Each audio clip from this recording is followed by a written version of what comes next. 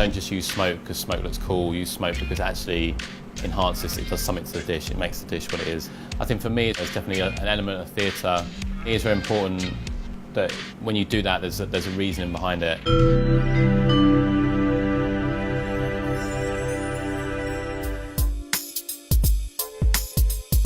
So the dessert bar is a full dining experience featuring sweet and savoury desserts, which could easily be your dinner.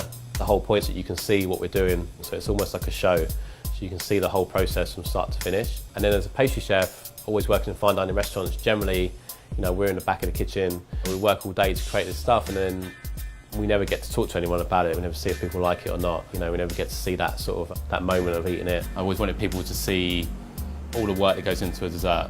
So for the dessert bar, we wanted to be totally transparent and really show everyone step by step how we played it.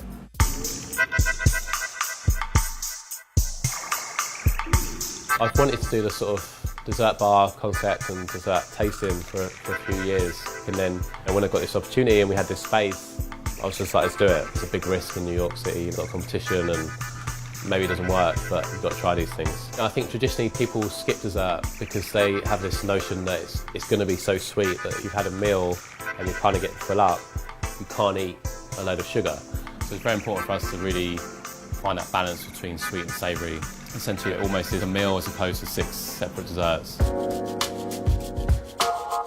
So for the 6-course tasting menu, we try and start almost savoury. So when you sit down, we start with some salt. The first course is actually an olive oil gelato with eucalyptus, which is pretty much not sweet. The eucalyptus is meant to sort of clean your sinuses almost. The olive oil is a very neutral flavour.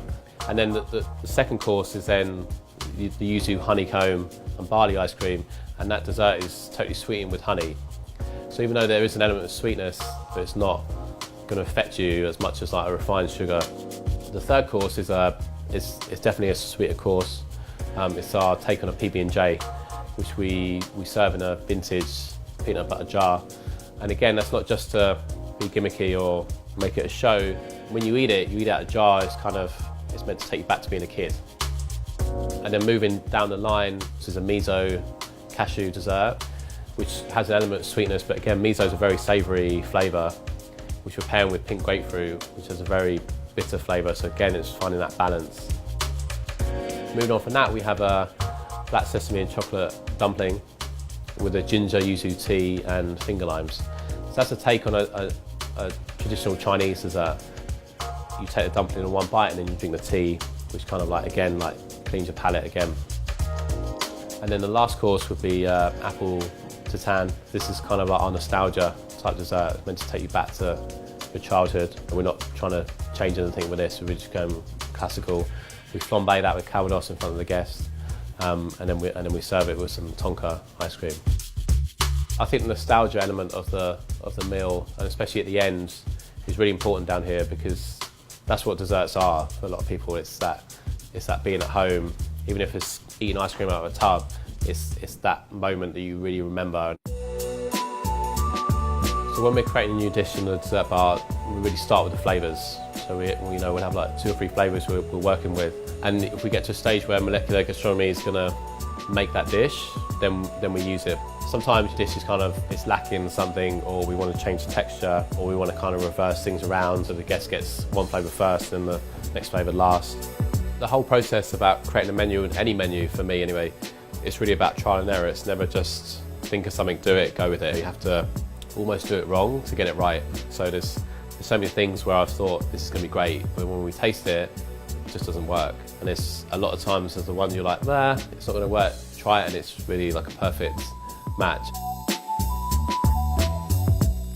With the desserts and the trial and error, I think it's been a real challenge for us to find that balance with the 6 courses. So you can have one great dessert that really tastes really good, but does it fit in with the other 5? Is it too rich? Is it too sour? Is it too acidic? Having those challenges is definitely a good thing because it pushes you. Otherwise, you can just kind of come in every day and just sling stuff out. That's not what we're trying to do. We're really trying to perfect what we're doing, and that challenge is good because I think from that challenge you end up with the best product you can get. If it's too easy, then everyone would do it.